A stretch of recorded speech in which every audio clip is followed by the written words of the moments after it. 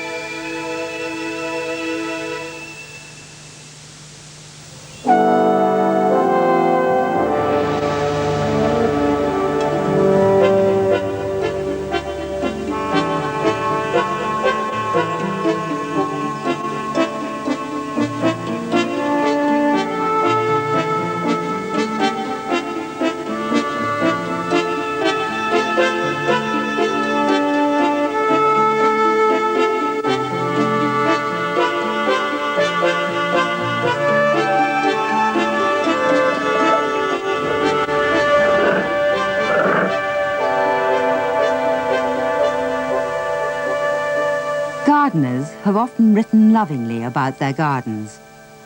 The most famous of early accounts was by the Roman statesman Pliny, nearly 2,000 years ago. Enthusiastic and detailed, it was very influential. Picture to yourself a vast amphitheatre such as could only be a work of nature. A great spreading plain ringed round by hills. Below them, the vineyards spreading down the slope weave their uniform pattern, their lower limit bordered by a belt of shrubs. The house faces south, and so from midday onward it seems to invite the sun. In front of the colonnade is a terrace laid out with box hedges. On the level below, a bed of acanthus.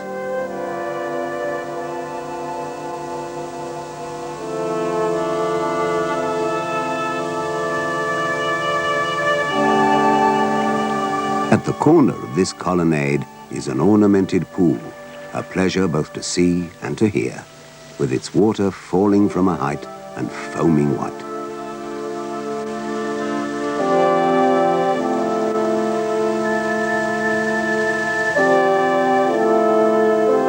Between the green lawns are box hedges clipped into different shapes.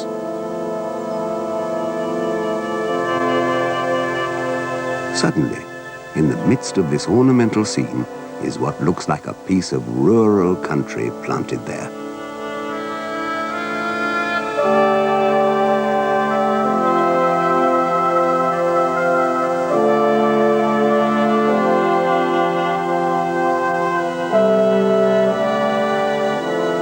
Roses grow, and the cool shadow alternates with the pleasant warmth of the sun.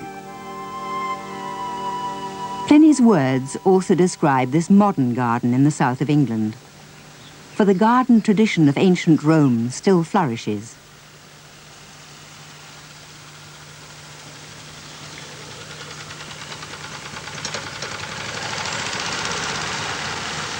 Port Lympne was built by a British statesman in this century. The visitors were charmed, both by the lavish hospitality and the ingenuity that united house and garden, just as Pliny said they should be.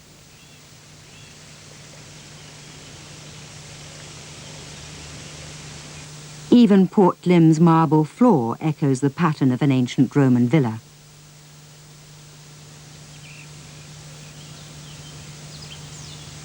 These imperial stairs that might have come from Rome fit perfectly into the garden of a 20th century British Empire builder. Even Mediterranean figs and vines grow on this southern slope. With a touch of a Roman circus, the woods and fields of Port Lympne have been turned over to exotic beasts, hence the startling presence of a Sumatran rhino. Rare wild horses from Asia.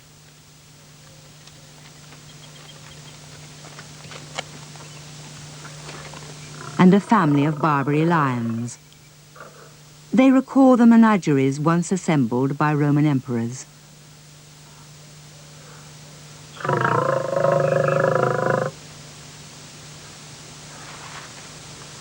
The countryside around Port Lympne in Kent was once a part of the Roman Empire.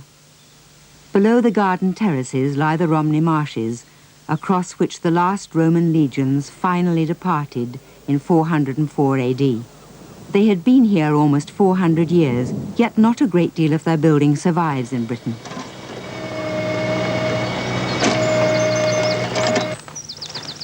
But here, in Sussex, further along the south coast, a Roman garden is being reconstructed on its original site. A cypress tree is being planted, far to the north of its Mediterranean habitat.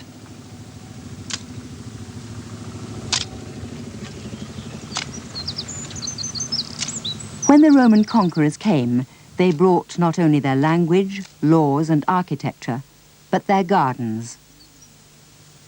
In 75 AD, this is how Fishbourne Palace would have looked. Such a grand complex must have been the residence of a Roman governor, or perhaps a local client king. Mosaics were probably laid by craftsmen imported from the continent. The archaeologist in charge, David Rudkin, explains this recent discovery. The extensive remains at Fishbourne were discovered in 1960, and it wasn't perhaps until about 3 years into the excavation that the excavators under Barry Cunliffe decided to look at the central courtyard area. But when the first trench was run across the central area, it became immediately apparent that what we had there was a very large formal garden. Remarkably, after 1900 years, this had still survived pretty well intact. The box hedges take up rather an unusual form, with the alternating rectangular and semicircular recesses. During the excavations, the original bedding trenches were discovered. These have been found cut down into the underlying gravels and filled with a rich, marled loam. We don't know what it contained, but everything points to it having been box. Archaeology has revealed the traces of fruit trees and flower beds fringing the formal garden, and these have been replanted with known Roman favourites and with their characteristic timber framework. Almost everything we see here was alien to the British Isles at the time. Not only the more exotic flowers, such as the acanthus, but such staples as plums, cherries, pears, raspberries, turnips, onions, carrots, peas, celery, cucumber. We can hardly imagine a meal without one of the Roman imports. Even the apple and the English rose came over with the Romans. Many of these plants may have first travelled here in pots, such as this one. This bulbous little pot was found in one of the bedding trenches to the east of the palace, and almost certainly represents a planter pot. There's a good chance, I think, that this probably was made in Italy or even Gaul and came over here with a plant in it. It's, as you see, just a simple pot with a drain hole in the bottom and a series of holes around the outside. It's rather crude, but nevertheless it functioned extremely well. With a plant in it, planted into the ground, and then as the bush or shrub grew, the roots would slowly force apart the pot, and that's exactly how it was found. The international life of plants did not begin with the Romans. In antiquity, it was common for plants to be carried across many different climates.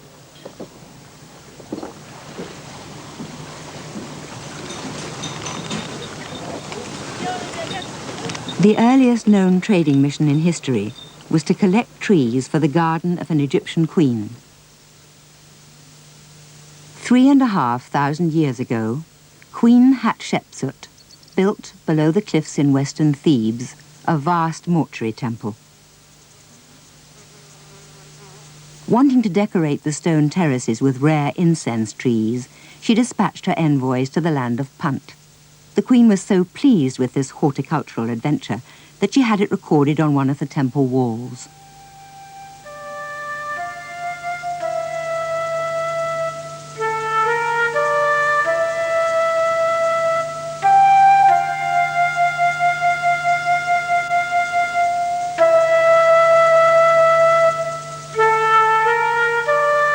The beehive houses and palm trees suggest Punt was on the equatorial coast of Africa. The Egyptian trading mission got down to business with the local ruler. The protecting guard of Egyptian soldiers was not necessary. The incense trees were produced and duly bargained for. Carefully wrapped and packed into earth-filled baskets, they were carried on board the ships. Already the masts were being explored by other exotic locals, baboons.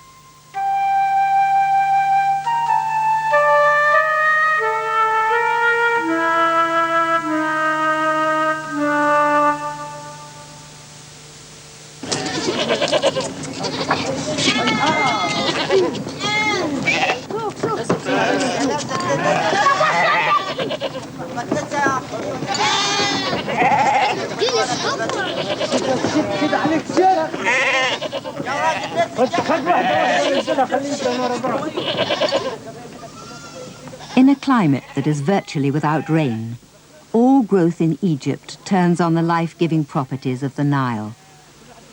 The gardens were laid out on slightly elevated ground near the river, so they could benefit from the elaborate system of irrigation channels the Egyptians developed. Water was essential. "I dug a pool and planted trees" is the standard formula in ancient texts. None of these gardens were exclusively for pleasure and beauty. All were planted with fruit trees and vegetables. The satisfactions of gardening haven't changed all that much in 3,000 years, as this prayer testifies. "May I wander around my pool each day for evermore. May my soul sit on the branches of the grove garden I have prepared for myself. May I refresh myself each day under my sycamore."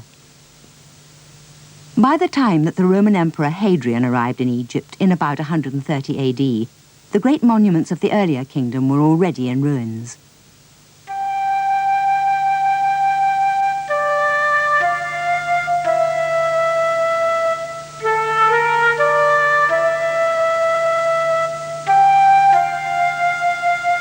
Hadrian was overwhelmed by their scale. They gave him a yardstick for his own imperial building.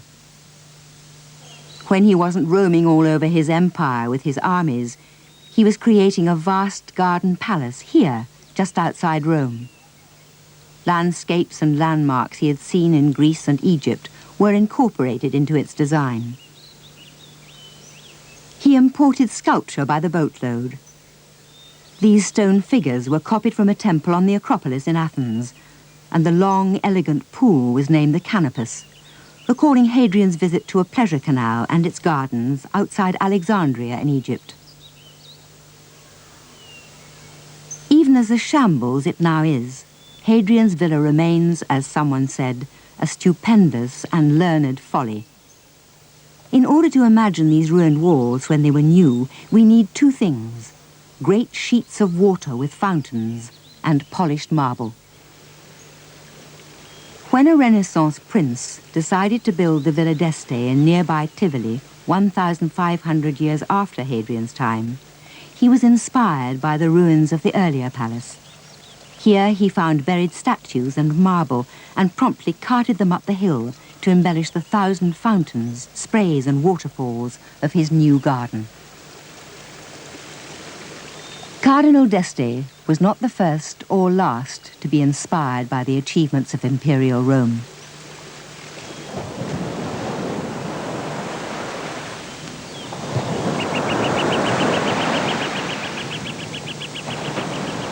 More than 300 years after the construction of the Villa d'Este, and thousands of miles away on the shores of the Pacific Ocean, an American tycoon turned the modest family ranch into an incredible dream palace.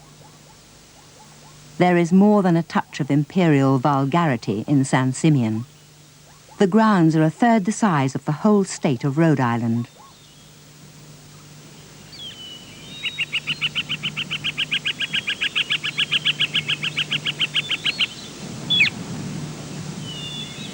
William Randolph Hearst's empire was publishing, even though he dabbled in the growing movie world of nearby Hollywood. Like Hadrian, he collected precious artifacts and ideas from all over the globe.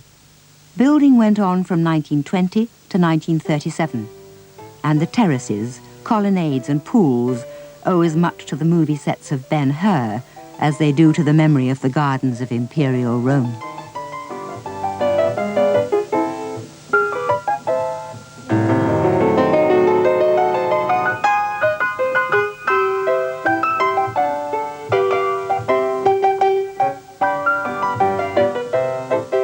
But Roman orgies were not encouraged. San Simeon was a deadly dull place, said the young actress Louise Brooks, unless you revelled in opulence.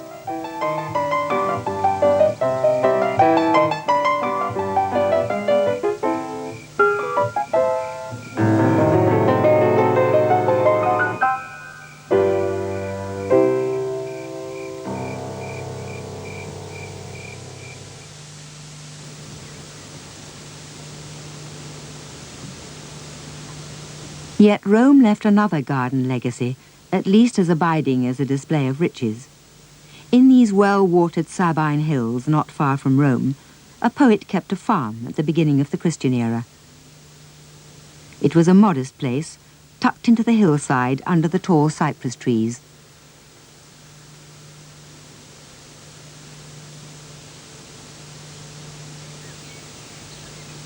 Nothing of it survives but these fragments of mosaic and a few foundation stones. But the gardener's work has changed little since Horace's day. It was more highly valued then than now. Virtue was a big word in the Roman Republic, and no one was as virtuous as gardeners, farmers, and their produce. Horace believed that farming and gardening was the noblest of callings.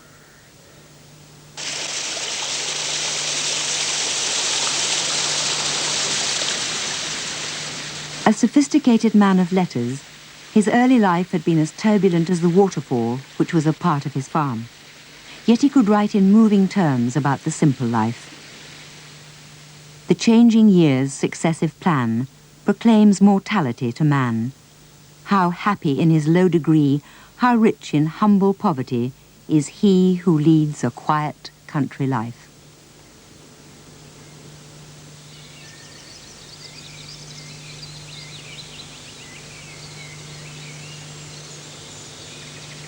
The idea of a simple life in the country, far removed from the perils of city living, was something new in the Roman world. But the image was powerful, and down through the ages has kept its appeal. So appealing was Horace's celebration of the simple rural retreat, a place for plain living and high thinking, that he became a model for gentlemen farmers all over the Western world. The founding father of American independence, Thomas Jefferson, when pulled far away on affairs of state, never ceased to pine for his hilltop domain in the Virginia hills.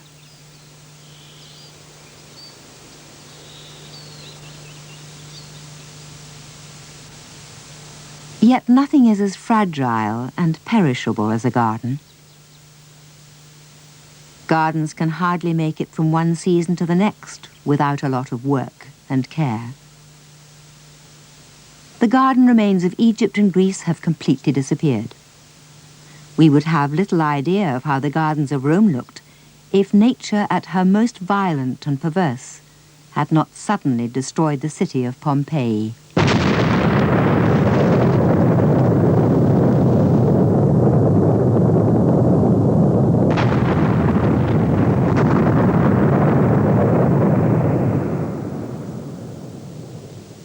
On that day, in 79 AD, thousands were buried, along with their gardens, beneath 100 feet of lava and ashes. Their portraits speak to us across the millennia.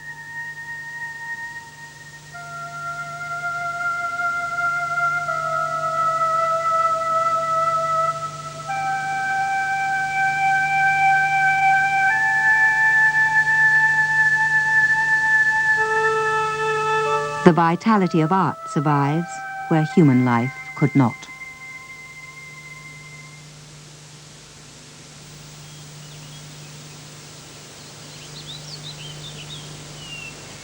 The disaster has enabled us to identify trees by making casts of their roots, preserved in the volcanic ash.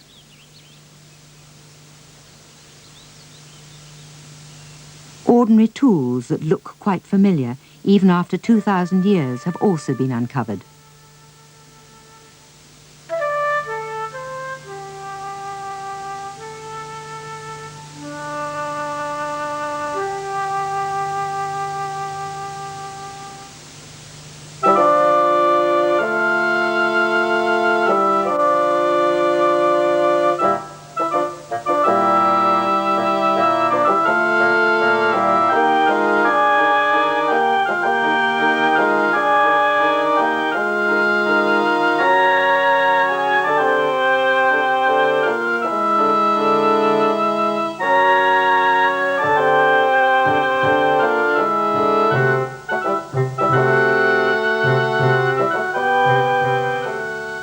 everyone in Pompeii seems to have had a garden.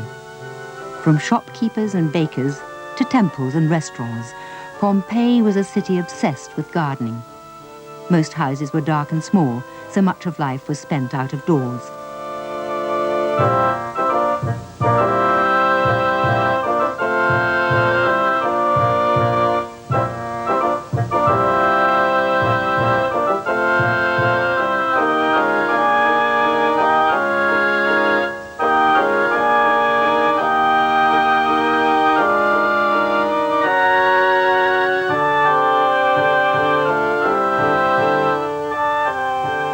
Gardening was a major pastime for the rich in their country villas outside of Pompeii. This seaside estate at Oplontis near Naples also fell victim to the eruption of Vesuvius.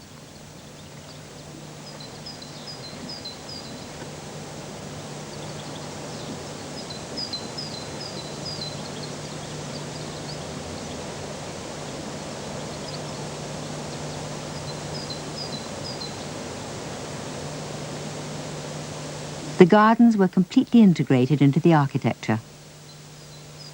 The wall paintings celebrate with dazzling skill the figs, grapes and other fruit that were actually growing in the garden outside.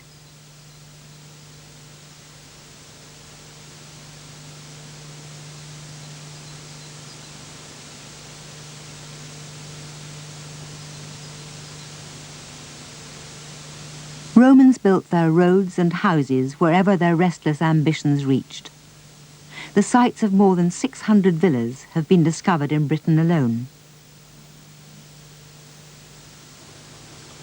In Portugal, the House of the Water Jets, with over 400 fountains, was uncovered some 50 years ago. The centre of the villa was an elaborate water garden.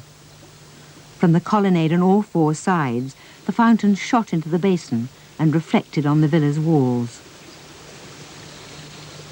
The surrounding loggias were decorated with splendid mosaics by local craftsmen.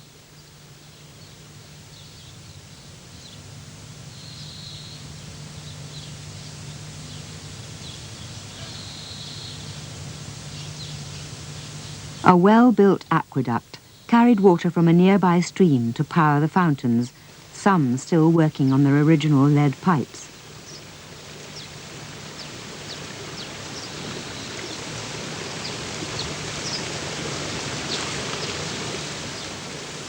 In the water, brick islands of plant boxes were submerged to hold collections of water plants. The gardens of Conimbriga and their Roman water system are among the finest to have survived from the ancient world. Beyond the interest of archaeologists, the image of the Roman garden has a powerful appeal that can still grip the imagination. When Paul Getty decided to build a museum in California to house his art collection, he insisted that its design should follow closely the villas of Pompeii.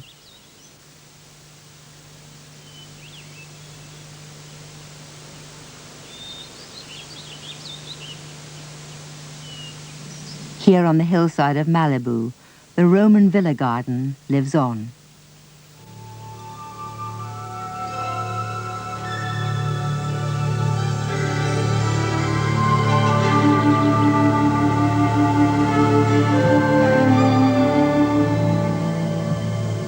Pliny's world has once again come alive. The heritage of Rome has reached the Pacific Ocean.